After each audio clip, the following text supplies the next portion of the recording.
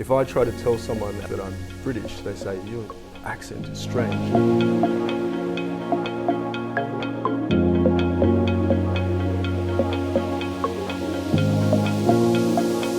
Patrick, thank you so much for coming here this morning. No, thank you, Lance. Thank you for your time. The reason why we got together is because of the 007 event we had here, and your company was so kind to make sure they, displayed one of their cars here. Was the Land Rover? Yes, so I work for Jaguar Land Rover Japan. Right. Thank you very much for the opportunity to collaborate with Tokyo American Club. So we had a Range Rover event here, which we thought really tied into the 007 theme for the evening. So yeah, we had a great time, and we hope your members had a great time as well. Is he going to do another movie next time with a Range Rover? Well, yeah, the $1 million question is... are they going to do another movie, period? Because he died in the last one. Exactly, and now I think Amazon has bought the rights, so it's a little bit tenuous as to what's going to happen next, I think. But were they really actually, do you know anything about that? Were they really actually trying to kill it off? Actually, that I do not know. You don't know, no. okay. But yeah, I hope we have a chance to put our cars in the next movie as well. Right. So your position in Jaguar Japan here is what? I'm the Director of Business Operations. So basically sales and network area is what I'm looking after. How long have you been here? I have lived in Japan for 12 years now. All that time with Land Rover? No, actually, when I first came here, I was working for Volvo car. And then I moved to Jaguar Land Rover after 3 years. So I've been it'll be 10 years this year in September. Okay. So you came here 12 years ago, you said? Yes. Doing what? How'd you come here? Okay, so actually if I go back slightly we'll before that, so the first time I came to Japan was in 2006. So that would have been, like 18 years ago. So wait, so that time you were still in your, then it would have been your late 20s. Yeah. Late 20s, okay. Yeah. So and that was your first time coming? That was my first time coming. So the background was I was working for a Japanese car company, Toyota, and they had a program to come to Japan. I took the chance to go on that program, which is like a 2-year experiential program at the head office. I came on that program at that time. Yeah. So let's start, Pat, let's go back to the beginning. Where were you born, first of all? I was born in England, in Ascot. So you're English? Yes. So, so this is a very difficult question in Japan, actually. So yes, I was born in England. I lived there for 3 years, so I don't actually remember much about that first period of England. My family moved to Singapore when I was 3. And we lived there for 4 years. And then when I was 7, we moved to Australia. So I did elementary school, high school, university, all in Australia. If I try to tell someone at my company in the head office that I'm British, they say, your accent is strange. Exactly. What's going on? So, and for me, the blood might be English, but the feeling, the heart, and the sports team is Australia. Got it. Okay, so that makes sense. Now I see it. Okay. I think you'd have to really, maybe it makes more sense if that is it only. So if you're knowing that you're English, so your parents, are they still in Australia? Yes, so my parents, they basically emigrated when we moved there in the 80s. They still live in Australia now. We all have dual citizenship, and my sister lives in the UK now, and we still have friends there. So we go back occasionally for work. I go back on business trips sometimes. So we still have a very strong connection with the UK. Okay.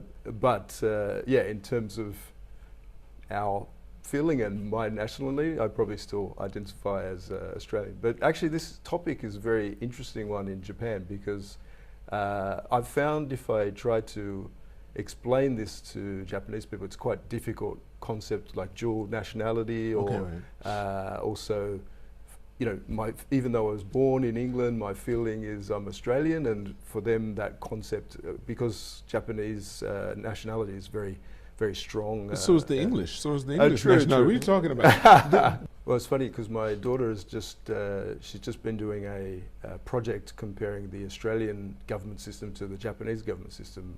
And it's very similar because it's both based on the British system. So it is similar to what you were saying. The only thing they didn't do is have the barristers and stuff and wear the wigs. That's the only thing they didn't do. But outside of that, yes, very English. very English and very proper. Their mannerisms, I've told many people that have come to Japan, and particularly English people, I said that you're going to find you're going to get along a lot better with the Japanese than Americans do. Why? Because your mannerisms are the same. It's funny you say that, because I also find that in business, actually. It's not exactly the same, but there are some nuances of the way I find British people do business that is also very similar in Japan. And I think because it comes from that monarchy kind of system, there's a real hierarchical kind of system. So that politeness and manner and that kind of formality is quite similar between Britain and Japan. That's right. It's not so much about the money.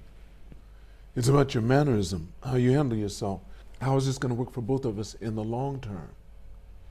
And I think that's why Britain was so good in negotiating deals like the Hong Kong deal. We'll give us 99 years. Playing the long game. Who can do that? Yeah. That's good. So tell me, as a little kid growing up in Australia, okay, now your sister's how many years older than you? Actually, my sister's my younger Younger sister. than you? How many yeah, years? so she's 5 years younger than me. There's just the two of you? Just the two of us, yes. Okay. It's like your family in a way. Yeah. Just the so opposite it's- turn. Yeah, turn very, very similar, actually. And she's 2 years younger than you? No, she's my sister. Yes. She's 5 years younger than me. So actually, you did very the same similar thing. You to did- my kids. So are you guys close? Would you say? So we are close. I wish I was a better brother, to be honest. But she was so little.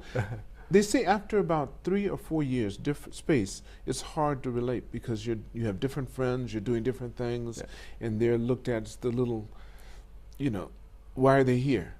It's The younger one. Were you there in my childhood? But that's no, it's just that No, I've worked with so many families here, and there is a difference in the dynamics, and there's some things that are very common worldwide. If you're the first child, Well, all the stress that they have. I think partly the age gap, and then also being an older brother compared to my kids, where it's an older sister. Like I said, I can look back at it now, and like you said, at the time I was probably, this annoying sister. Why she's annoying, but I made her play all these sports that I wanted to play, and didn't sort of probably look after her as much as I could have. In hindsight, there's a little bit that I kind of wish I had done more for her at that time. But yeah, I guess that's a little bit the dynamic. But now when I look at my kids, even though, again, like any kids, there's still a bit of antagonism between the two of them. I think an older sister much more looks after the younger brother in that kind of dynamic. So it's right. interesting to see. So now again, you came to Japan because of So originally it was with work, and again it was because I worked for a Japanese company to come and like I said, so my family background, moving around different countries, we'd had some experience in Asia, so I was really interested in travel and different cultures and things like that. So for me, at that time, going to Japan, which was somewhere I had never been, the company that I worked for, I was very interested to learn more about. But yeah, Japan as a destination at that time was probably still a little bit obviously now it's what year was globally. that? What year was that? So that was 2006. So again, I mean, I'm saying compared to now, it was still. Yeah. You're right. Yeah. But you traveled around when you were young. What did your father do? So actually, my father was a university lecturer. So yeah, he actually. So the reason he left the UK was his company. He worked for Xerox before it became Fuji Xerox, and basically they lost the patent for the photocopier, and immediately basically lost competitiveness against some of the Japanese companies at the time. So he actually took a redundancy package and decided to completely have a sea change of life. So he moved from that industry into education. He took a job in a Singapore university as an IT lecturer. And so, yeah, that kind of started his education career. And then following that, he moved to a university in Australia. Oh. So you traveled. Where are the places you went? So outside of that, so being a university lecturer, occasionally you have a sabbatical. So for 6 months you Right. go to another country. So yeah, at one stage we went to the UK for 6 months, and actually at another stage we went to the US. So I lived in Morgantown in West Virginia for 6 months, which was... How old were you? I was 12, 13 at Very that stage. impressive. How long did you stay there? Just for the 3 months? It was for 6 months. Yeah. 6 months. So, yeah. You went to school too? Yeah, I went to the local school there. What was so, that like? What was that experience like? So yeah, that was a bit of a culture shock. That's for what I me, was going to say. I was going to say, honestly. talking about culture shock for you. So yeah, I mean, look, Morgantown and West Virginia are a very kind of local community, even though there's a big university there. But compared to where I was from in Sydney, probably a little bit more kind of local community.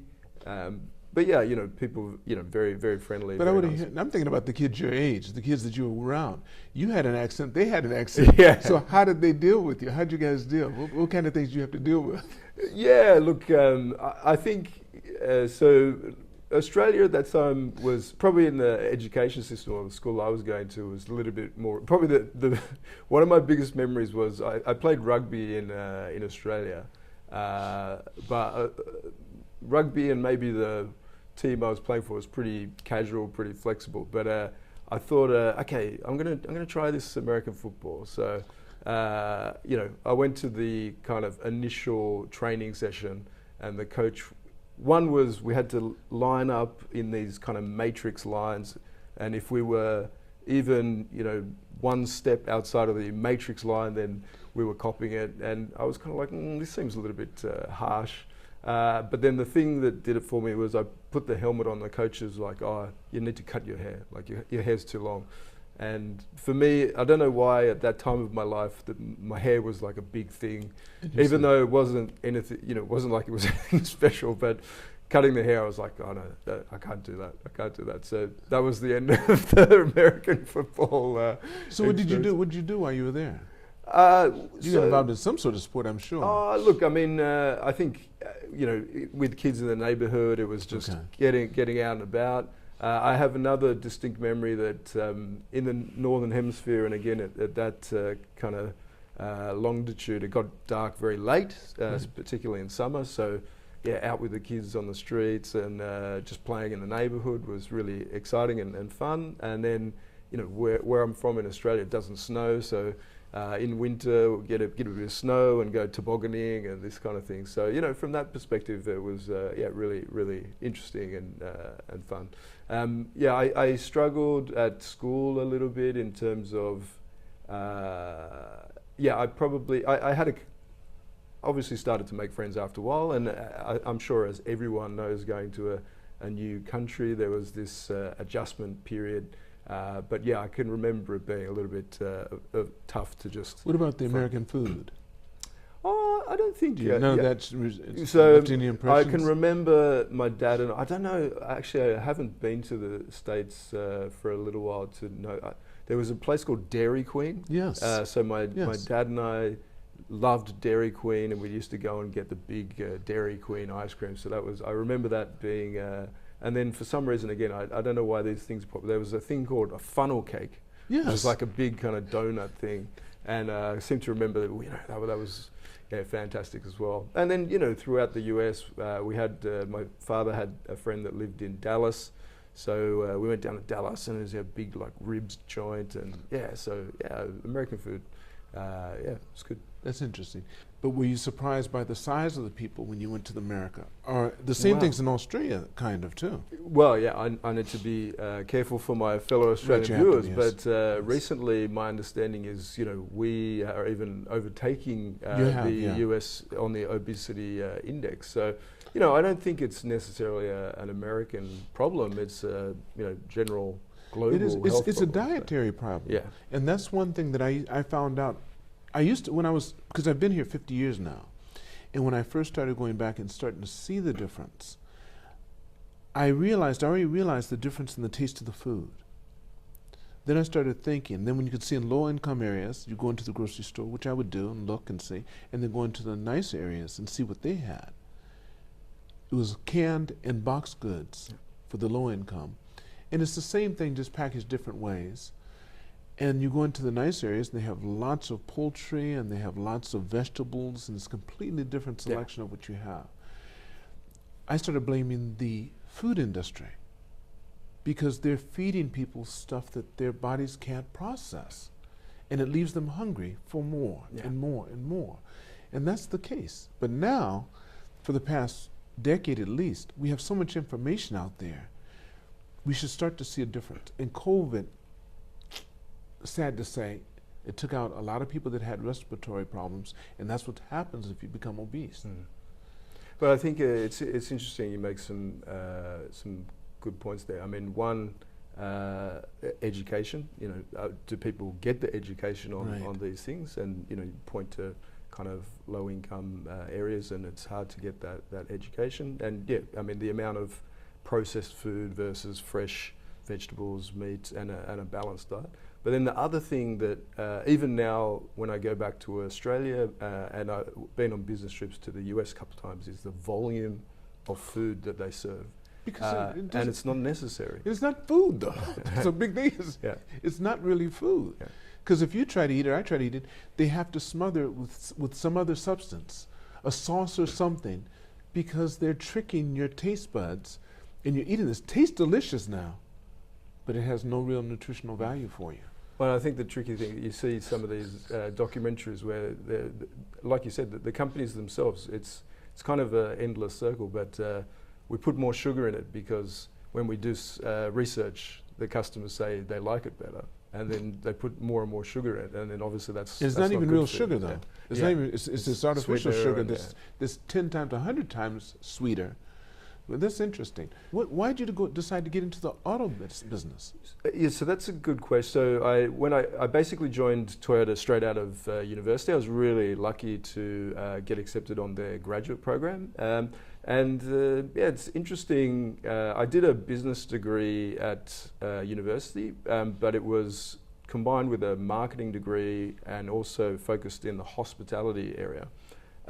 So when I entered university, I was very interested in the hospitality area, and I thought hotel management or something like that.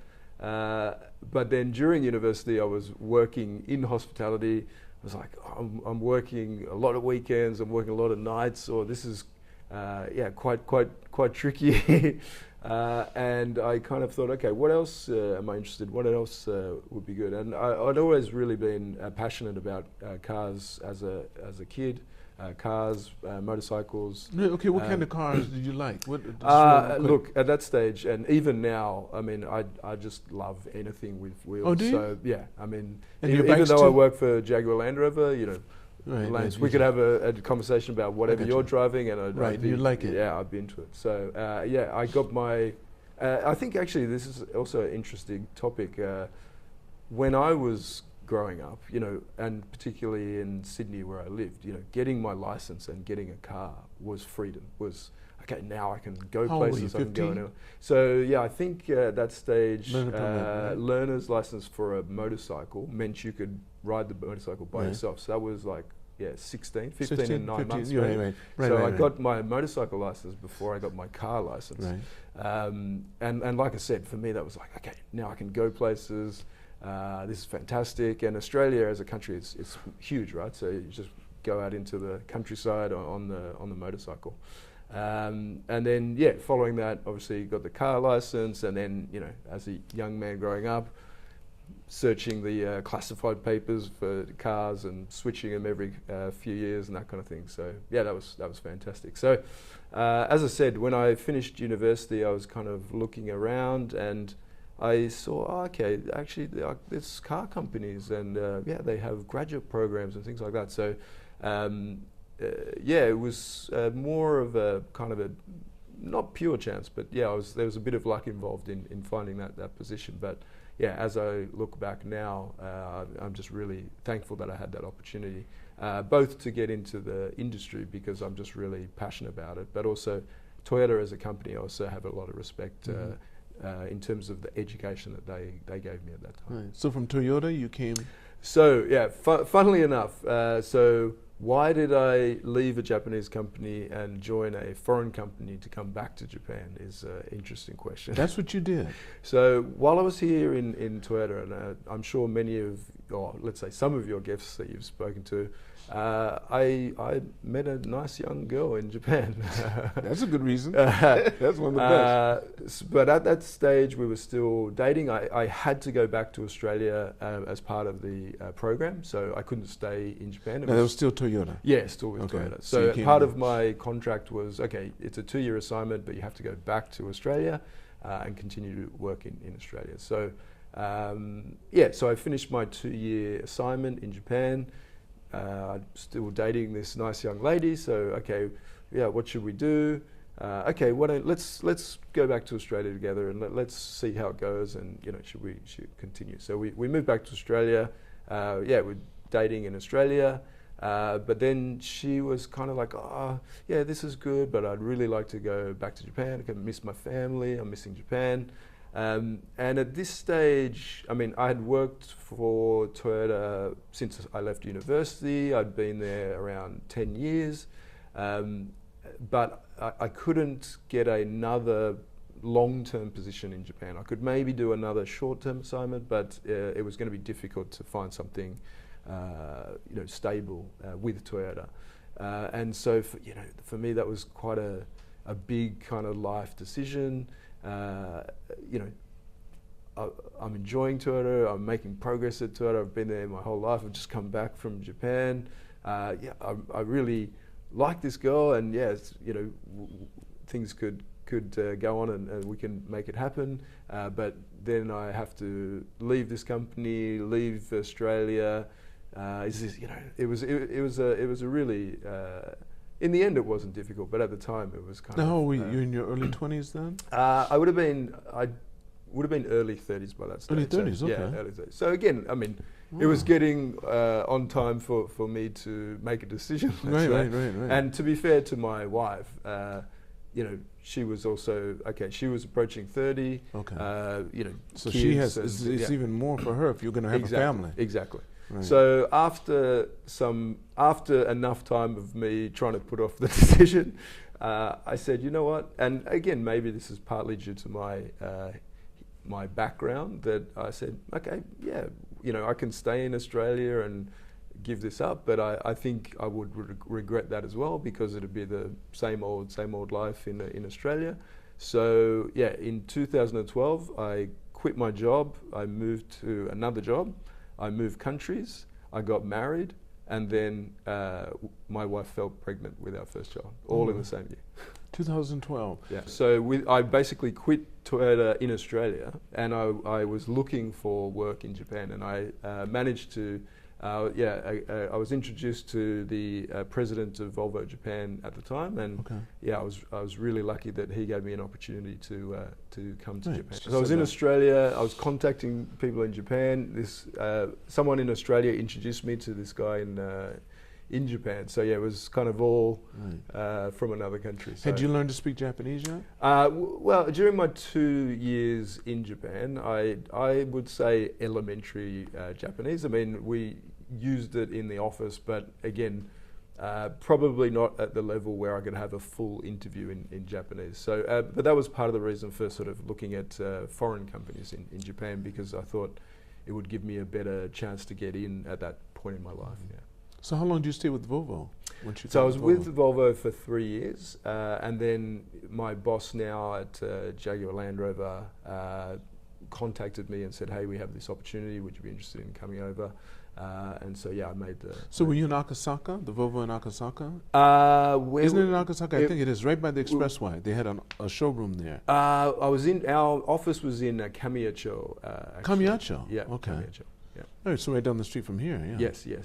Right. But didn't you have I thought you had a showroom not too far from the U.S. Embassy compound. We did. You used to, right? At that stage, yes.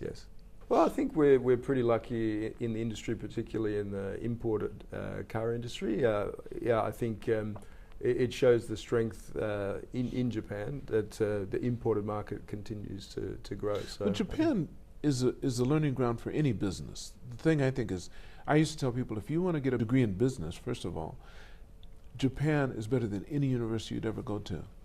First of all, the people require, because the way they've set it up, the people require quality. You have to guarantee your product. No complaints if it comes back with something wrong. You just take it, fix it, give it back, or give them a brand new one. And you can stand by that. The companies really do a good job of really standing by that. And it forces anyone coming to do business here to up their game, because they don't have to do that in their own countries. That's true. In most of the cases, it's The completely quality different. standards here are second to none. Well, Yeah. no one can do this. So when you came here with Volvo, you worked with them 3 years. Did you feel any cultural changes from what you'd been doing with Toyota? And was your job the same? So the actual role I was doing was similar. So at that stage, I was looking after sales planning. So, okay, what's the sales forecast for the year? How many cars do we need to order?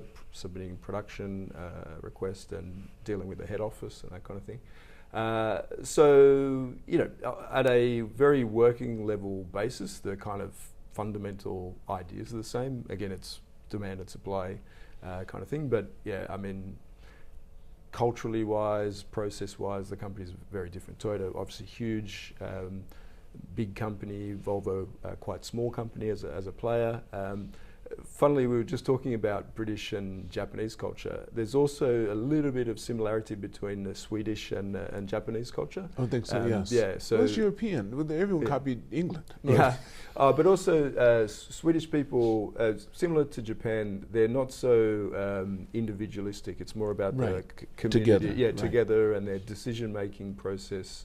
Kind of a little bit similar in Japan, where they really like to discuss amongst themselves and have a consensus. Consensus, not make a quick, immediate decision by one person. So I found some similarities there. But then, like I said, Toyota as a company has, it's well known. There's many case studies and business studies about Japan's kind of processes and thinking. So and that is fundamentally a really strong part of the company. And then, as I've moved on, Volvo and JLR are kind of different processes to that. So, but I think there's positives and negatives to each one. I do. When you're working in a very big company, you can feel like a small cog in a big machine. Whereas if you're in a small company, obviously there's less people, easier to communicate. And also because you have less resources, you are doing kind of more things across a bigger scope of business, and sometimes you can feel more achievement, and that you've had a bigger part to play in achieving a result is sometimes what I felt. How long have you been with JLR now? So this year is coming up to 10 years. So 10 years? So JLR, we have 4 brands. We have Jaguar, Range Rover, Discovery and Defender. Our company has gone through a lot of history. Originally, like you said, it was 2 separate companies. It was Jaguar and Land Rover. Right. At that stage, they were completely different owners. I thought they so. were developed by different people in the beginning. How they came together was originally they were both bought by Ford. Right. And so there was a period of ownership under Ford. And then Ford made a decision to start, let's say, selling off some of their brands. And at that stage, they sold off Jaguar Land Rover as a combined unit. Oh, I thought that the company bought just Jaguar. Okay. No. So at that stage, Ford made the decision to sell them as a package. And look, in some ways it makes sense, right? Both British brands. At that stage, the factories were pretty close together. Head offices, similar places in the UK. And so they sold them to Tata, Indian company. And really under Tata's leadership, we've been growing from strength to strength. So they've obviously invested heavily in the company. When they took over, there was still this legacy of, even though it was one company, kind of 2 companies within a company. So a lot of the systems were still separate. The platforms that the vehicles were being made on were very separate, this kind of thing. And obviously that creates a lot of complexity and a lot of cost, this kind of thing. So Tata has spent a lot of time now investing, and the management at JLR to improve that efficiency and improve the underlying infrastructure. So I think we're now in a good place. On top of that, our company has also been always been known, for our fantastic design, and I think luckily the products that we have launched in the last few years are second to none in terms of design. So Have you been to Tata Motors? I actually have not been to Tata Motors, the head office, but yeah, go see it, yeah. definitely. Yeah. So yeah, unfortunately, our chairman passed away last year. So that was quite a big event for the company. Ratan Tata. So he is really known for really taking the company. And Tata Motors has done a very good job of keeping their names out of it. They never wanted to tie Jaguar with them. They wanted to keep the luxury brand on its own. Yeah, so I mean, to be fair, they are extremely supportive, but they're in the background. The head office, the design, everything is still in the UK. So obviously, Tata is on the board and making strategic decisions and funding in the background. But in terms of the operation and development of the company, that's very interesting, Patrick, because I see that BMW did the same thing with Rolls-Royce. They purchased it. And the president of BMW said, we have no intentions of changing the way that Rolls-Royce is made. And as a matter of fact, the last one, Rolls-Royce made everything from the ground up. Whereas before they were putting in BMW parts.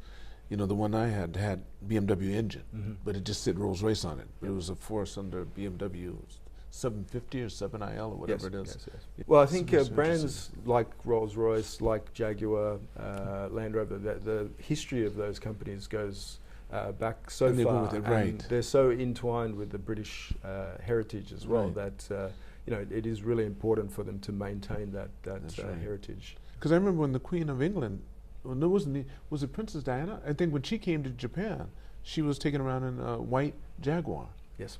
Because the reason why I know that, because one of my friends who's a member here bought it. Oh, really? It had a certificate in it, It said basically, in the glove box, she took it out.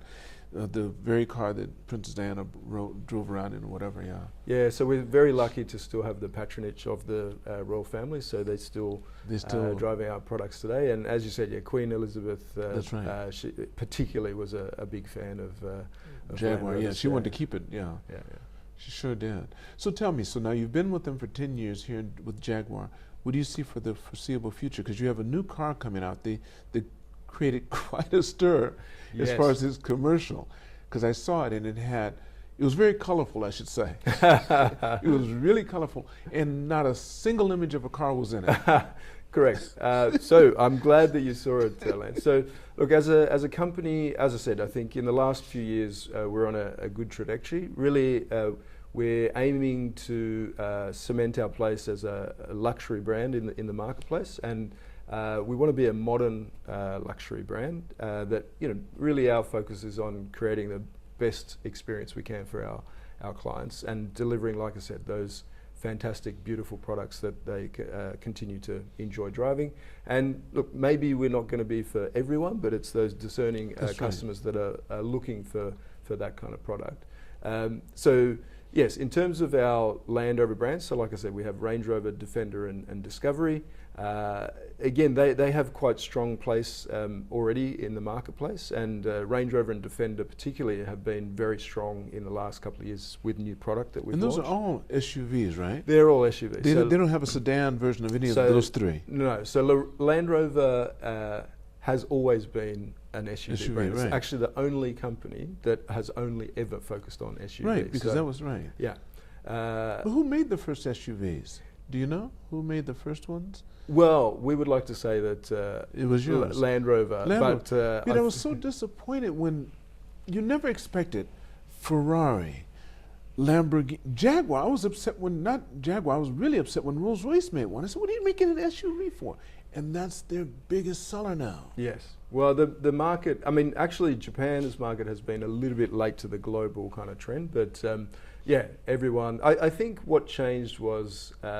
They become more like a car to drive. So originally they were built like a tractor, and it was for actually very difficult, actually driving on off-road and actually driving on the farm and this kind of thing. I hadn't thought about that. So yeah, basically the gentleman that invented the Land Rover brand, he just wanted a car that would not break down, go anywhere, and he could drive on his farm and on the beach.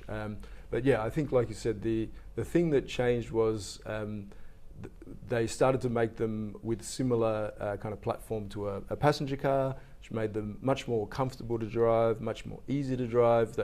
used to be very heavy to steer, but now they're more passenger-like. And the practicality of the SUV shape with getting kids gear in the back and that kind of thing. So and the height advantage you have too. They're much safer to drive. Yeah, correct. Because you can see around better. Correct. Yeah, that's interesting. That's why you see so many people here that aren't a very high stature anyway, driving these SUVs everywhere. Yes. Yeah. So then you touched upon Jaguar. So we're right at the point of a turning point for Jaguar. So actually, if you go back in the history of Jaguar, in the 80s, it was known for beautiful, big sedans, luxurious driving. And the leaping Jaguar in front. Correct. Yeah. And even before that, the E-Type was often called the most beautiful car ever designed. That's right. And then we spoke a little bit about Ford owning the company. During Ford's ownership, they decided to try to sell more volume, introduce some cars sort of lower down in the marketplace. And for a time, that did sell more volume, but over time, that strategy has sort of started to waver, and basically the profitability of Jaguar as a whole was really starting to struggle. So I think rightly so, we've made the decision to take the Jaguar brand back to where it was before and aim again back to that luxurious sedan. Because like you said, during that time, and I think that was when Ford took it over, they made them look so generic.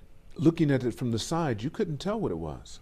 So with the new Jaguar, we decided, we want to take Jaguar back to where it belongs, at the top end of the market. You mentioned you saw the very first commercial, and to be honest, the aim of that commercial was to create a bit of discussion and a little bit of shock in the marketplace. It worked 100%. They said, I heard all kind of comments about that commercial. It was a little bit taken out of context, and it was a little bit unlucky with the timing because, like you said, in the US, there was a big change in, direction around diversity and inclusion and this kind of thing. You guys hit the tail end of that. But I mean, to be honest, the color scheme and that commercial was because the plan was to launch the concept car at Miami, and Miami's kind of theme color is pink. So, that's why they used that color scheme at the time. But actually, since then we've now launched the concept car. We've done a few more activities with the brand, with the car, and we're really seeing some really positive sentiment around Jaguar. So you get some Jack guys in there now, and some beautiful, elegant women. Yes, correct. Now that America's made it clear that they're going to go on 2 genders only, none of this other stuff. But I think, look, our theme for Jaguar now is copy nothing, right? Copy nothing. Copy nothing. So it's going to be a copy of nothing. And the reason for that theme is that, again, when our founder, Sir William Lyons, made Jaguar, he said that a Jaguar should be a copy of nothing. So really, again, we're trying to do things that we're not seeing in the automotive industry now. Like you said, not the same old design. This is something that when you see it, you go, wow, what is that? Oh, that's a Jaguar. And maybe it's going to create some shock, and it's not going to be for everybody. But again, we think we need to do something different for Jaguar. And we're really excited. I'm looking forward to it. We still own the Jaguar. My wife drives a Jaguar. Well, I think there's an event coming up that we'll definitely have to get you along to, Lance. Yeah. But do you have an SUV Jaguar too?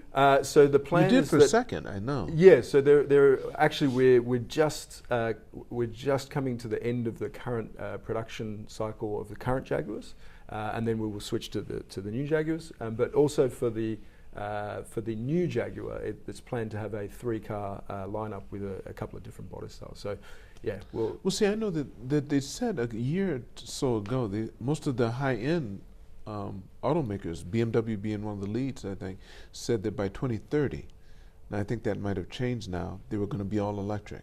They would not produce any more gas, cars. Yeah, look, I think for the industry, electrification and also autonomous drive are two of the kind of big themes.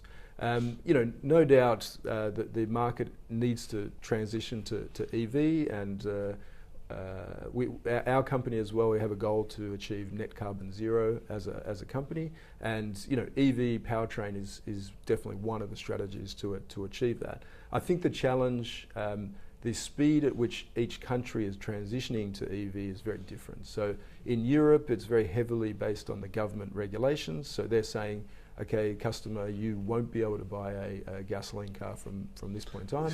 Like you said, it's moving a little bit as the government changes and that kind of thing. Whereas in Japan, like usual, the Japanese government is not. What I found living in Japan is the government generally doesn't force things on the. No, they politely suggest. Exactly, politely suggest. And in the marketplace right now, they are politely suggesting there is incentives if you want to buy an EV or you want to buy a hybrid.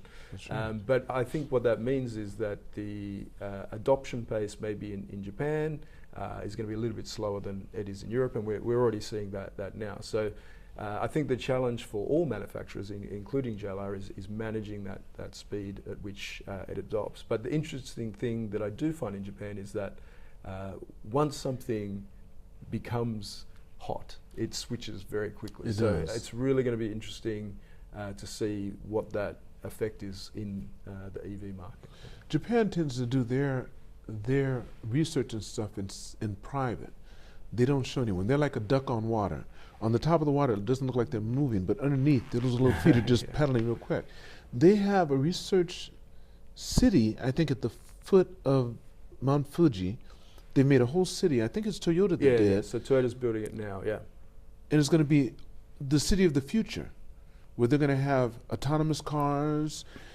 Your refrigerator will speak to you and tell you there's no milk now or whatever. They're going to do the whole thing there here, and they're going to get a few people. I don't know how you're going to get in. I guess probably a lottery system. Well, actually, a lot of it, they're contacting their employees and asking whether they want to do it or not. Yeah, and then I think probably beyond that, maybe they'll contact the public and see if they want to move there. But like you said, it's supposed to be private, so that means you're not going to be able to see it, and they're going to have it so that it's pretty well. Yes, well, I mean, it is maintained within itself. It's not going to run into. I don't think the city. Well, I think there's that, but also it is a development, area. So they are taking data, they're testing things. Right, so I know, I don't think they would.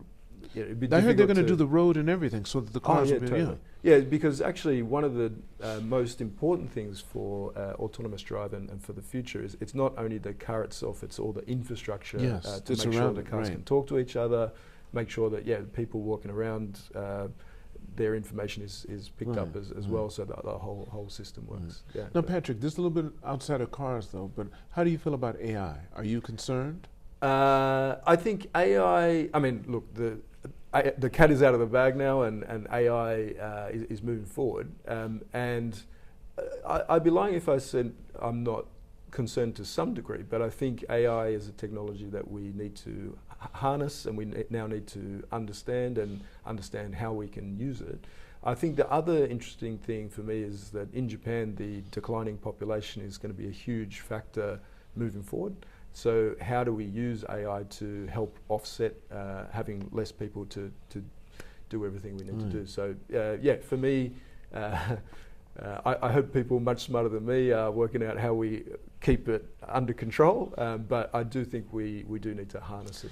I think for the past 2 or 3 weeks, I've been really studying about AI and what they've been saying about it. I've been looking at social media and all the things you can find on the internet about AI, and it had me really concerned for a while, and all of a sudden I've come to a brand new way of looking at it.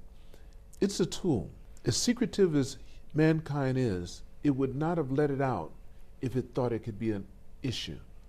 I don't think that they've done everything they could do with it, and they've probably found out what I'm thinking right now, that it is just a tool, and it's not going to become sentient, and it's not going to start taking over all the machines and stuff like an iRobot and have a big machine try to kill you in your home or something like that. I don't think that's going to happen, because I really believe they've done everything. They can control the power, the people that have the power, especially the military. They've taken it probably as far as they can, and they're hoping maybe somebody can teach them something else. Well, I hope I hope that's where we end up. And then, like you said, I mean, I find when I'm using it now, it's still highly dependent on the user and how they frame the questions and how they interact with the AI as to what comes out. So yeah, it's still got a long way to go in terms of how far we can. I think it's a use tool, Patrick, just like anything else. It's only going to be as good as the person using it. Looking at the future, what do you see yourself doing here in Japan? Or how much longer do you think you'll be here? Do you plan on making this your home? Maybe that's... Yeah. So I think with our industry and with JLR, there might be some opportunity to move to another market overseas. But I think, realistically, long term, my wife still wants to be here. It's really interesting with my kids. So actually now, they're under 20, so they have British citizenship, Australian citizenship, and Japanese citizenship. So, they have a lot of variety and opportunity in front of them, but it's really up to them to make that decision. Obviously I'm going to show them as much different experience and opportunity as I can, but I'm really interested to see where their minds are in the future. But for me, I still love Japan as a country to live in. I think it's an amazing place, and even though I love Australia, I love going back there, seeing friends, family. I could see myself retiring in Japan without any issues. Yeah. That's interesting. Before I end the podcast, Patrick, there's a question I like to ask everyone. If you could go back in time and meet the younger Patrick and give him advice based upon what you know now, how old would you be at that time, and what advice would you give yourself? The advice I would have given myself at the time was to be invest in more property because I used all my savings as a kid to buy motorcycles and cars and that kind of thing. What age would you have been when you told yourself to invest in properties? And properties where? It would have been, when I was like 15 or 16. I started to get, I had a part-time job, and I was starting to get a few dollars, scratch a few savings together, but I ended up, frivoling it all. I think at that stage I saw it as a good investment, a good experience, and that kind of thing. But I probably it would have been good to probably have a few more long-term investments in the fire at that point in time, knowing what I do now about how the real estate market in Australia continued to grow and grow. Look, it's started to stave off now, but compared to when I was 13 years old, it's definitely. Well, they always say hindsight is 20/20. Right? Yeah, exactly. Hindsight is 20/20. I think the only other thing, I spoke about that kind of life-changing decision to leave my job and change countries, and I would say. Even if sometimes there's a difficult decision, or you're a little bit outside your comfort zone, don't worry, just jump in at both ends and see where it takes you. And I think now in the world we live in today, you can always change the decision again. If it wasn't the right decision, then go again. But don't be afraid to take that jump and have a go. That's great advice. Thank you so much, Patrick. Thank you, Lance. Thank you for your time. Cheers. I want to thank all of you for watching or listening to this podcast, and never forget, it's all unknown, so continue to reach for the stars. Because you're too blessed to be stressed.